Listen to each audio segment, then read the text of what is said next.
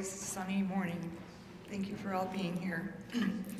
It's so wonderful, to see you all here this morning. Newcomers, longtime members, and those watching online. My name is Sue Anki, and I am delighted to be your celebration associate today. May we gather today to nurture our connections, seek inspiration, and embrace change. Interdependence is our theme for April, a time to reflect on how we can create and strengthen the connections that nurture and sustain our lives and communities. If you're new or visiting for the first time, I invite you all to fill out a yellow pew card and place it in the offertory plate. You can also take it to the welcome table at in the parlor after the service, right through the doors here. That's where we have coffee, snacks, and conversation after the service. There are many announcements in the order service, and I have a few to draw attention to. One is the LGBTQ plus allyship workshop is happening after church today. Also at the church today, we're looking for help in moving bricks. And then I have a couple of announcements from other people. One is from Jack Roscoe.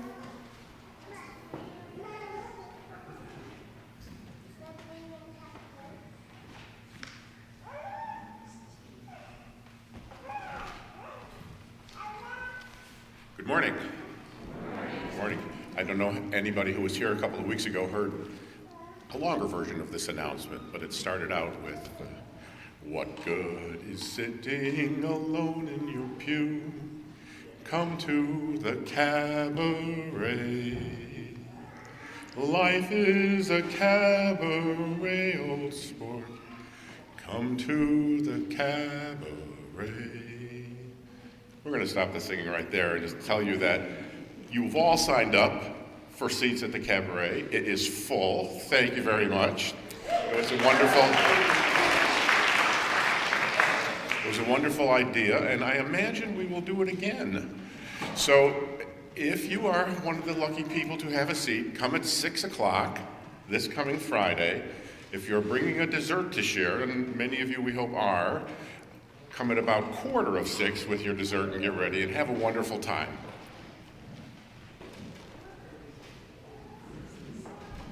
Thank you, Jack. And I also have an announcement from Sue and Fountain Man about Adirondack.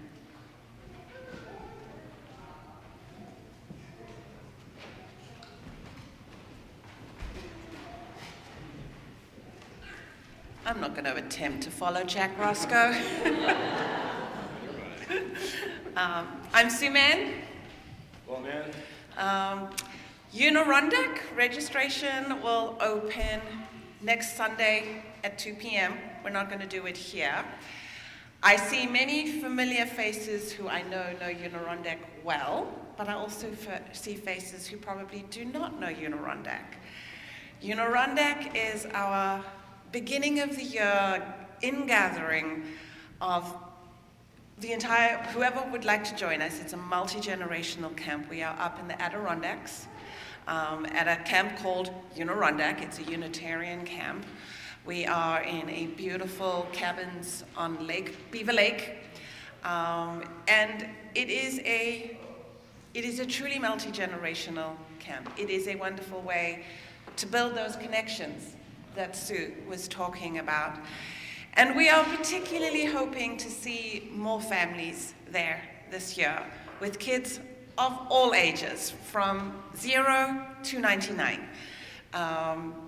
We have campfire, we cook meals together, we do silly games in the field, and we are particularly this year going to be focused on, because we have so many new families in the community, which is wonderful, many more sort of community building events, a way to really get to know people in a beautiful setting. Walt and I will be in the parlor after service to answer any and all questions that you have, and registration opens next Sunday at 2 p.m. Come, please come.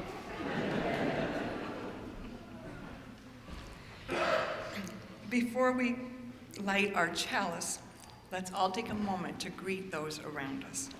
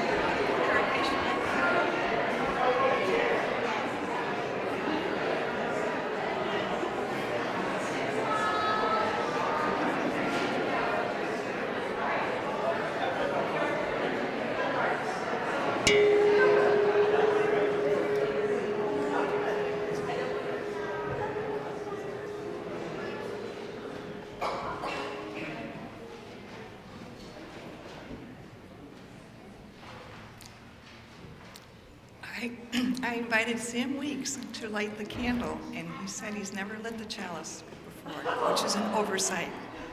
Not close enough to me. So if you would join me in saying the chalice lighting words in the order of service.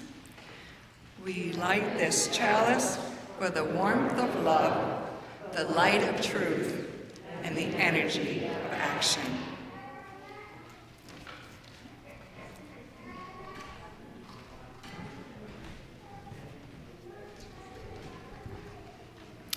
Opening words are by Adam Slate.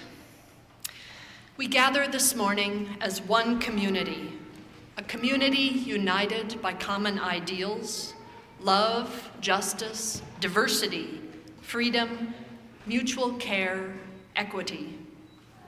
Yet look around. Look at the faces of those around you. Each face represents an individual, every one of us with our own story, needs, strengths, faults.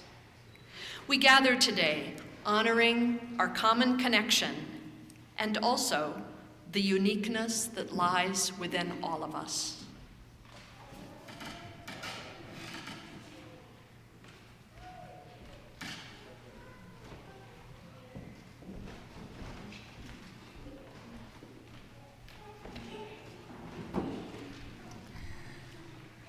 Our Side with Love collection this month is for the Ithaca Alliance of Families. You can find information in your order of service.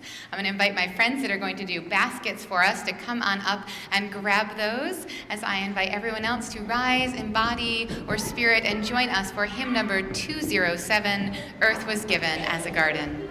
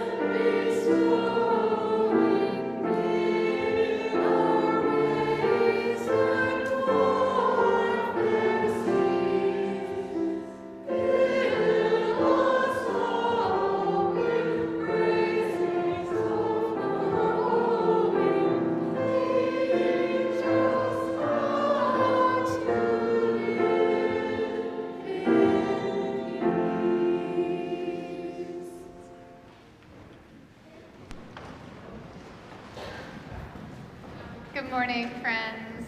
It is always such a joy to be here with you each morning. Yes, now is the time where I'm going to invite anyone who would like to come forward to join us for our Time for Wonder to come on up onto the steps.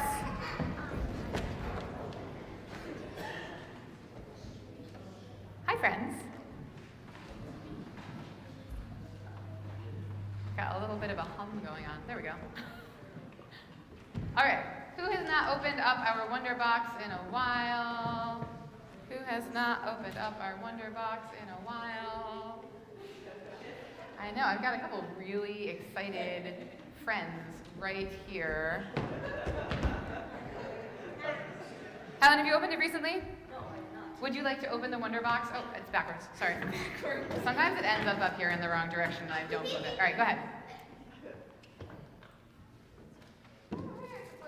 Oh, what did you find? Eclipse glasses. That's right. All right, friends. How many of you are going to see the eclipse tomorrow? Yeah. I made a joke earlier this week at staff meeting about how the eclipse should be a UU holiday. And then I realized, maybe I wasn't joking, right? So if a part of what we lift up as most sacred to us is our understanding of science and reason, right? This is a reason for UUs to celebrate. So we as UUs hold sacred, secular, and scientific understandings, right, as a part of who we are. So this month we are, you can sit if you want, we are, I'll just take them back. These are actually extras, so I had a couple extras from my house, so if anyone is missing some. So this month we are going to be exploring the gifts of interdependence, which is kind of a big word. Does anyone know what interdependence means? More complex. It sounds like independence, but more complex. These are kind of opposite words in some ways, actually, right? So interdependence means that we all rely on one another. We're all connected.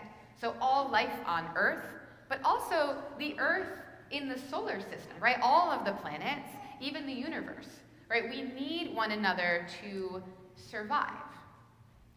So I need 3 friends because I brought some things so we can have our own little mini eclipse here. So can I have 3 volunteers? All right, so Allie and Gwen, you obviously want to help with this. Do I have one more volunteer that will help Liliana? Excellent. All right, so I've got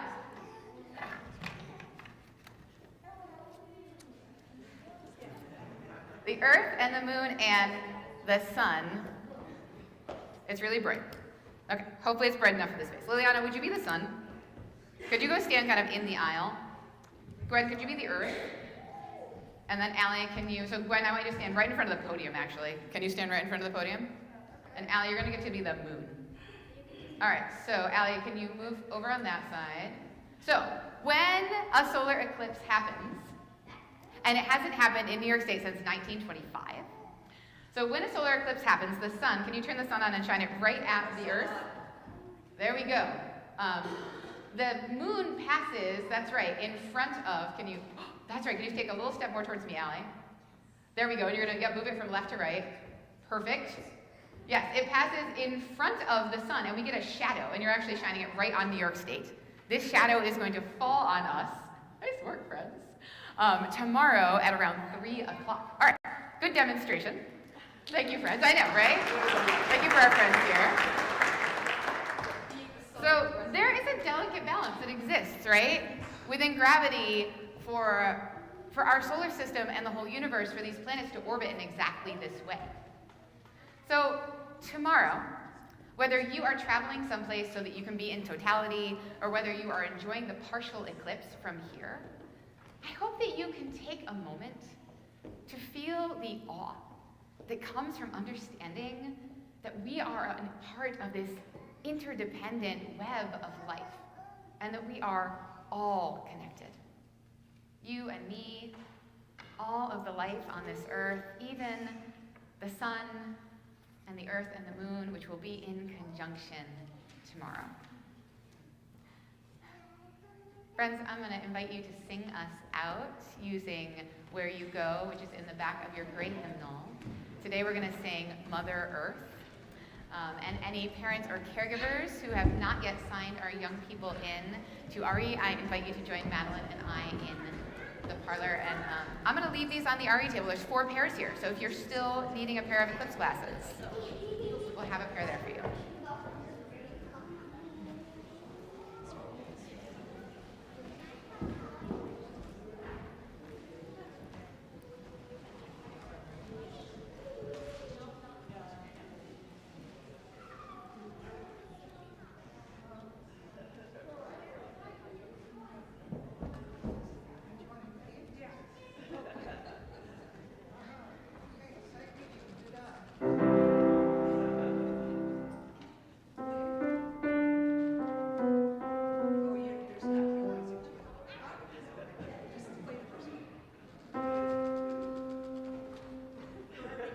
No, but where you go, I will go, Mother Earth.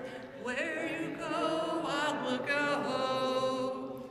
Where you go, I will go, Mother Earth. Where you go, I will go. And your people are my people. Your people are mine. Your people are my people. You're divine, my divine. And your people are my people. Your people are mine. Your people will be my people.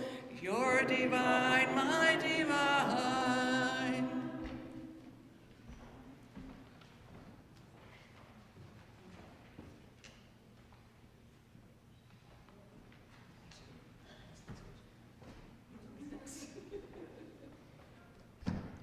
Is this good?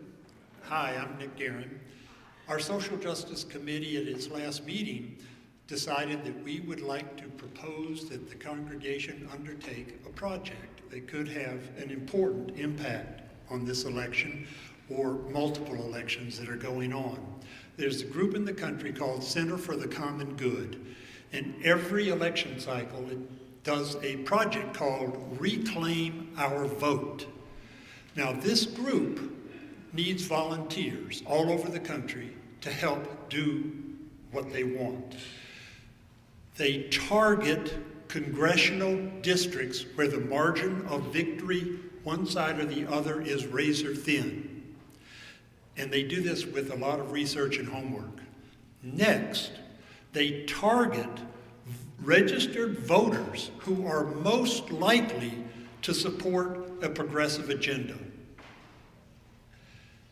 They then figure out when early voting starts in these congressional districts, and they ask us as volunteers to handwrite a brief postcard urging these folks to come and vote.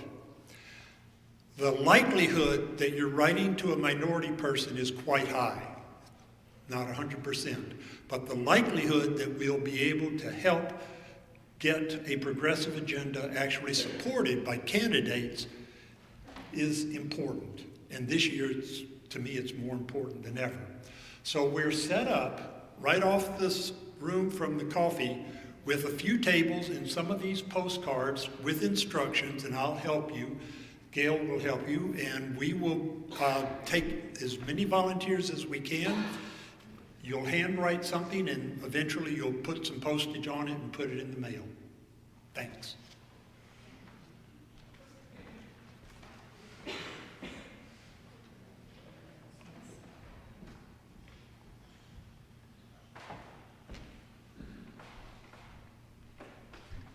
Good morning. Can you hear me okay? Okay. In the spirit of reverence, love, and care, we take time now to bear witness to some of the joys and sorrows of our community. We want to share those events that call for our prayers and support, our praise and celebration.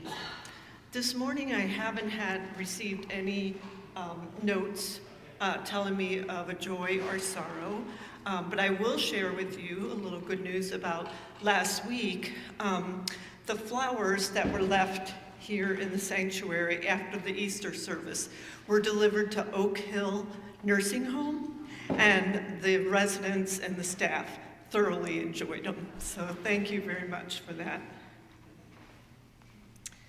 For those we are holding in our thoughts, in our hearts, and perhaps in our prayers, into this community and space of healing and hope, let us now call these names out loud or speak them in our hearts.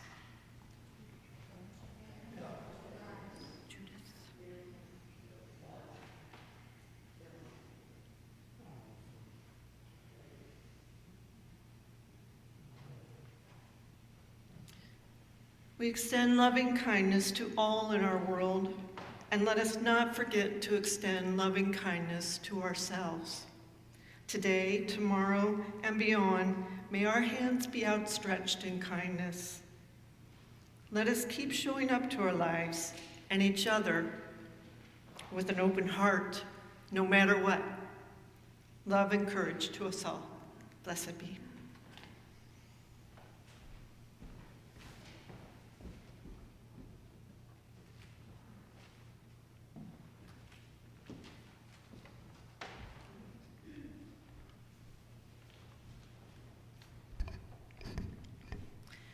Our words for meditation. Today, I feel my heart with a spiritual gravity which pulls all creation into its fields. I am protection and shelter, and I am with you. I am courage and hope, and I am with you. I am justice and freedom, and I am with you. I am truth and faith, and I am with you. I am love and healing, and I am with you. I am life and warmth, and I am with you. I am determination and redemption, and I am with you. I am touch and comfort, and I am with you. I am light and renewal, and I am with you. I am earth and water, and I am with you. I am air and sun, and I am with you.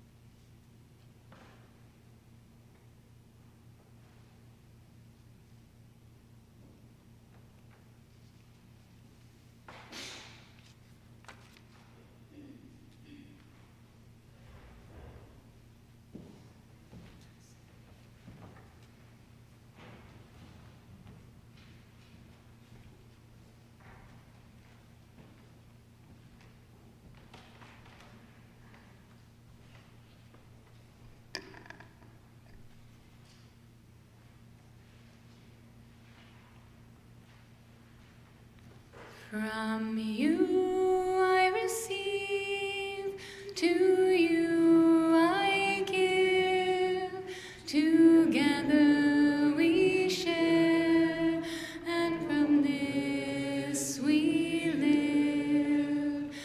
From you I receive, to you I give, together we share,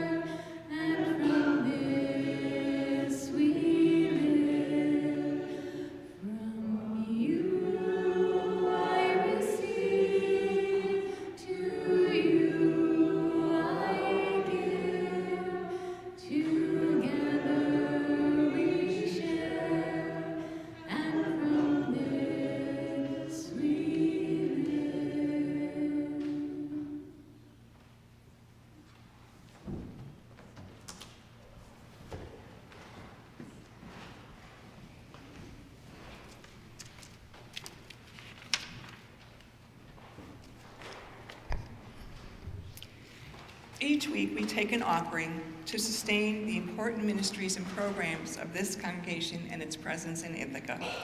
Giving to the plate is important.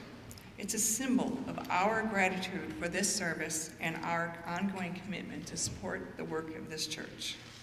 For those watching remotely, instructions for giving using your computer or phone will appear on your screen on offertory music and in the information below the live stream image on YouTube.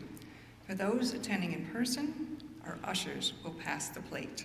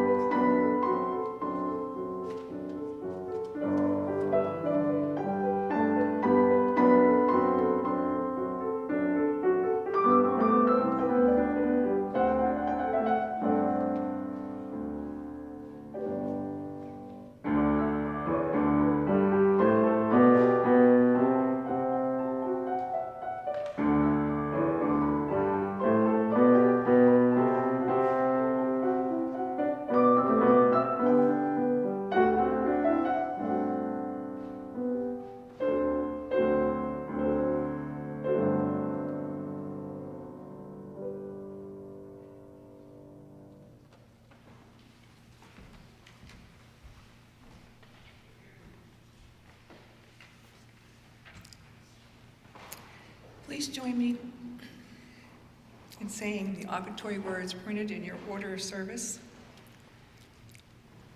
May these gifts bring about connection, inspiration, and engagement within these walls and beyond.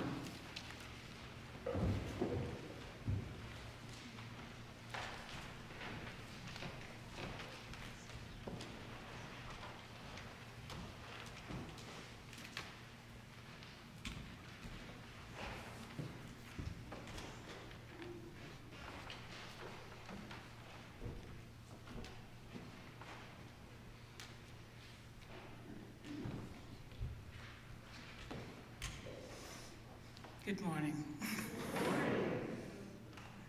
That took a long time, right?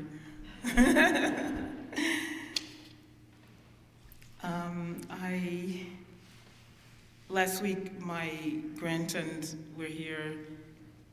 They are 10-year-old twins, very nutty and very lovable at the same time. But when they are with me, I feel like I lost a couple of brain cells, and then I have to recover. And I'm saying that to lean into a disclaimer about the title of the sermon that has nothing to do with what I wanted to talk about. And I don't know what I was thinking, but there you have it, so forgive me. When I thought about the concept of interdependence, I really wanted to start off talking about independence as we see it, and make a comparative in some ways that underscores the importance of our interdependence. But I have to admit that when I thought about the word independence, I immediately thought about the concept of Independence Day, and how simply put, by issuing the Declaration of Independence, adopted by the Continental Congress on July 4th, 1776, the 13 American colonies severed their political connections to Great Britain so that we could have a sense of freedom. I found out doing a little research that the Liberty Bell, which became the most important symbol of our independence and freedom, has an inscription on it. Proclaim liberty throughout the land unto all inhabitants thereof. And it comes from the Bible, Leviticus 25:10. Note that this covers all that we celebrate during the 4th of July, but I thought it's April, peaches. I said to a friend, hey, you know what? Maybe I could get away with showing the movie Independence Day, right? Will Smith, Jeff Goldblum, that would have been really cool. And I see it now, popcorn and candy. I was excited, but we don't have that kind of time. I stayed with the idea of independence and freedom related to the huge political and governmental success of the freedom that was won, that made this country what it is, that made America. But then I thought, are we all really free? And if not, then what does independence mean? My thoughts migrated onto the notion of our individualism, as it is framed within the construct of independence and the way we can choose freely where we want to live, the work we are welcome to do, the career paths we take, the religion we practice, the faith we have, the communities we establish, the racial diversity we surround ourselves with, and even the clothes we wear. But then I thought about whether or not we all truly have these choices. Are we all free from the judgments that lower gates and close doors to jobs, place glass ceilings above our ability to move up in places, redline us from neighborhoods, judgments that create healthcare systems that are secretly vestibules to funeral homes and the grave? Are we free from the tides of superiority that flood economically desperate environments with fast food chains, liquor stores, and check-cashing kiosks that charge merciless fees to the poor and the struggling? Is our independence, our freedom to choose, allowed and inviting when we are impoverished, when we are undereducated by America's school systems, when we have the wrong accent or the wrong skin color or even the wrong outfit? Is the independence we speak of liberating, deeming us free, quote unquote, from social constructs that are composting beds for discrimination? If our independence is the measure of our right to choose freely, but our choices are those that exist between a rock and a hard place, between hate, bigotry, intolerance, violence, and the extinguishing of our sense of self-worth, then what then is independence? Independence, as we define it, cannot exist without freedom. True independence must not merely be theoretical, but it must be practical and actual, and a governing declaration that safeguards and shelters us all. The operation of independence is unfortunately heavily based on privilege, or to put it crudely, on race and economic status. We have to acknowledge that privilege changes the manifestation of freedom. Freedom changes the manifestation of independence. The marriage between the reality and illusion of independence changes how we all truly live.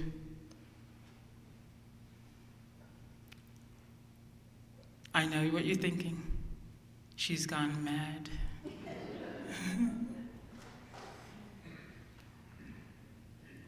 You may be right.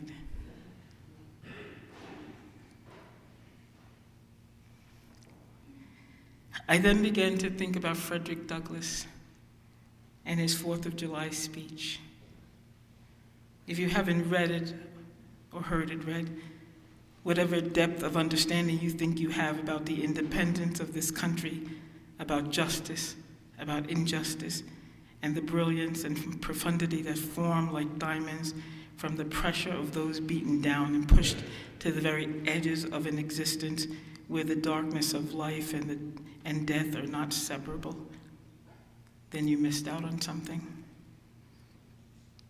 I'll read a simple passage from the speech and remark its continued relevance even now when we think of the present wars, the present oppressions, our resistance to cease firing, our cruelty and brutality, and end our ignorance and devaluation of the rightful meaning and purpose of freedom. It is a poem, really. Godspeed the day when human blood shall cease to flow. In every clime be understood the claims of human brotherhood, and each return for evil good. Not blow for blow, that day will come, all feuds will end, and change into a faithful friend each foe. Godspeed the hour, the glorious hour, when none on earth shall perceive or exercise a lordly power, nor in a tyrant's presence cower, but all to mankind stature tower. By equal birth, that hour will come, to each to all, and from his prison home, the thrall go forth. Frederick Douglass. He was reflecting on liberty, freedom, and independence, and the undoing of tyranny that still exists. What I'm expressing here in a nutshell is the concept of independence has many aspects, is tricky, is laced with dimensions that tug and pull against itself by the power structures within the power structures, by the contradictions primed into our human nature. I follow this quote with one by Thomas Jefferson. What a stupendous, what an incomprehensible machine man is, who can endure toil, famine, stripes, imprisonment, and death itself in vindication of his own liberty and independence, then in the next moment inflict on his fellow men a bondage 1 hour of which is fraught with more misery than ages of that which he rose in the rebellion to oppose. January 24th, 1786. What we have here in the human emotional and social structure is an unlatchable Venn diagram of complexity, of social depravity, overlapping with the radiance of love and human potential that stay in deep affiliation with the concentric patterns and compulsions of hate and wretchedness toward our fellow humans, which sits right beside the incredulous, caring characteristics of each of us all. We're a mess.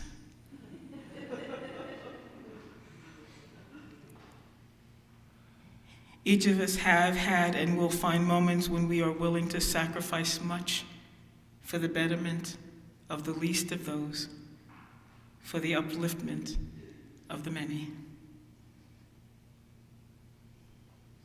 All this to say that when we use the word independence as it is indelibly chain-linked to freedom and liberty, it is no simple vocalization with a simple meaning. But let us refocus a little bit, or at least narrow our thinking, the thinking of this mad woman, down to the notion of interdependence, something that we could not see the value of without the previous examination of independence itself. The tug-of-war aspects of oversimplifying independence can be brought back into a functional view by understanding and buying into the more concrete reality of our interdependence. It is actually so beautiful how we hold and buttress one another by combining and sharing our privilege and our freedom, how those of us who are and who can are charged to protect and defend those of us who are trapped within those Venn diagrams and concentric circles, charged to do our utmost to unblur the lines of truth about who reaps the benefits of this independent nation and who does not. Our social justice efforts here at FUSIT and out in the broader community and in the larger world speaks of this independence it takes to choose to stand against odds, against the diminution of hope, against so many thoughts and voices that tell us to conform and to be comfortable with the type of independence that is confused with individualism. Sometimes we are fooled into doing so, into conforming. Mostly, thank God, we are not. In truth, independence, no matter how gloriously adorned, is not the force to be reckoned with that it is supposed to be. We are, each one of us, individually and together. Our glorious humanity is the force. Our hearts adorned with a simple inscription that states this: we still hold these truths to be self-evident, that all men and women are created equal, that they are endowed by their Creator with certain unalienable rights, and among these are life, liberty, and the pursuit of happiness. Perfect. The independence we have to choose freely is a power to also choose to be there for others, to say to ourselves, what good is our freedom if anyone else is in bondage? So many generations, countless nations have fought and died for independence. We continue to do so for a reason, and for a reason that we must insist covers and secures us all. That is who we are when we are at our best. That is who we are when we remember how absolute and precious all life is. And we must not forget. Our determination, our refusal to not go gently into that good night, but to rage against the dying of the light, is how we hold on to our independence, knowing that independence screams from the bell towers, I will never leave you behind. I am nothing without you. I have no reflection without you. We must face the truth about all of our liberties, all of our qualities, all of our desires to mean something in this world and to do good and to be free and to have independence would be meaningless without one another. For who would be our audience to a life well lived? Who would be the receiver of our passions and compassion, ignite our dreams to do better? Who would be at this feast table with us? Our fellow humans are the mirror from which our very hearts and souls and thirst for love and life are precisely and sharply seen. Nothing and no one can stand alone. Never. One of the most beautiful and profound markings of this truth about independence and its companion, interdependence, is shown by our very births. We can independently, to some measure, choose to bring children into the world, but they cannot even enter, as we all could not, without being physically tethered to another. And through the love and appreciation of such a magnificent process, we move from there onto being tethered by the Spirit, by our yearning to go on through that which we procreate, by our want to feel our place in the continuum of the entire universe. This is one of the other truths that to me is self-evident. Madness.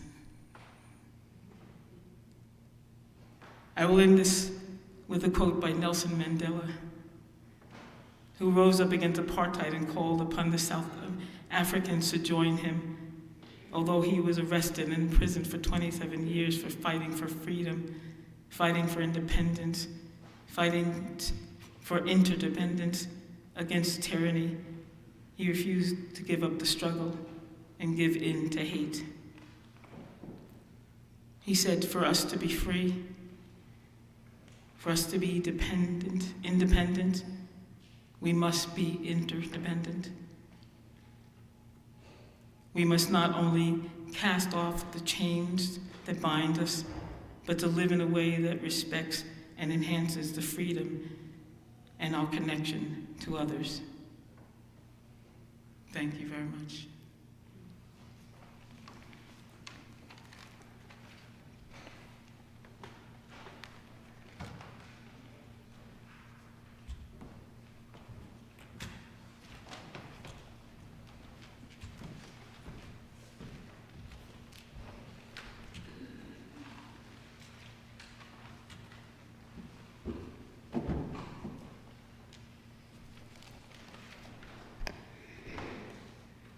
Please rise and body your spirit as you're able to and sing the hymn 134, Our World is One World.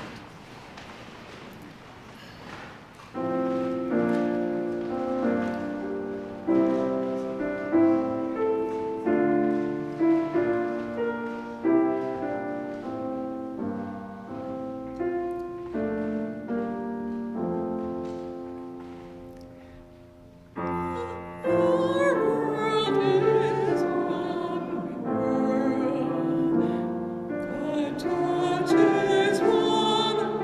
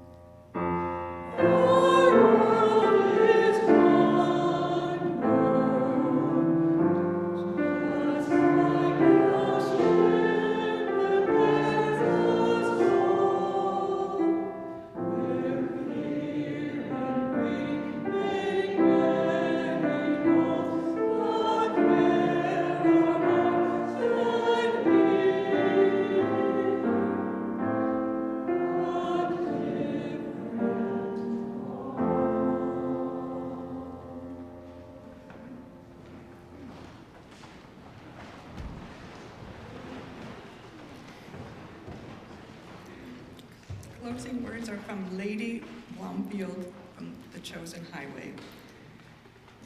Those who are working alone are like ants, but when they're united, they become as eagles.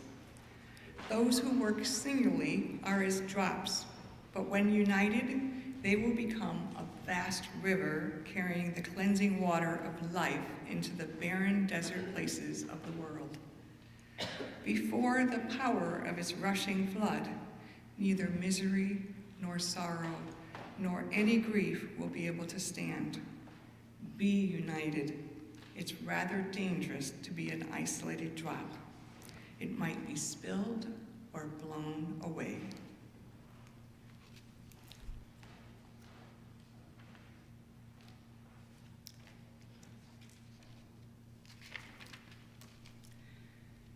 We extinguish this flame, but not the light of truth, the warmth of community, or the fire of commitment. These we carry in our hearts until we are together again. Our service is ended. Let our true service now begin.